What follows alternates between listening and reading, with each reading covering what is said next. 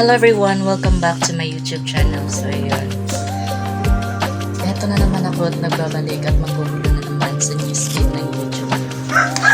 So, ayun. Maraming mga tao ang gustong baguhin ang sarili na kahit ayaw nyo, pilit nyo binabago. Yung pagkatao nyo na yung gusto nyo, yung kung sino ka at kung ano ka at kung ano gusto nyo sa sarili. So, ang masasabi ko lang sa inyo is huwag pilitin ang sarili mo na baguhin ka kasi ikaw yan. Tanggapin mo kung ano ka. Antayin mo yung mga tao na totoong tatanggap at magmamahal sa'yo kasi yung mga taong pilit na binabago ka, hindi naman sila yung bubuhay sa'yo sa huli. Hindi yun magbibigay sa'yo ng suporta, hindi yun magbibigay sa'yo ng pera, hindi yun magbibigay ng compliment na maganda kasi ang may ibibigay lang nila is yung bad side nila at kung ano nakikita nilang mali sa'yo.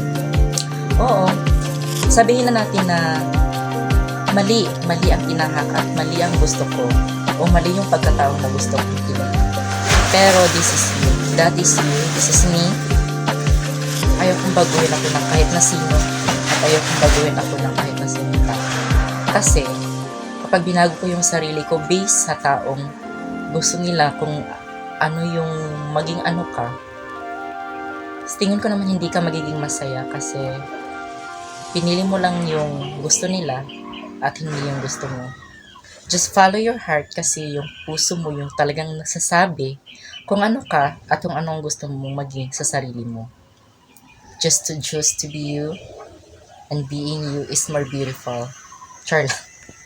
So ayun, nagtsatsaка-tsakahan natin yung English na dapat tayo kahit alam naman natin mali-mali yung mga grammars natin. So, boring lang talaga ako guys and wala akong magawa today. So, thank you so much for watching and I hope to see you again soon guys. I love you all.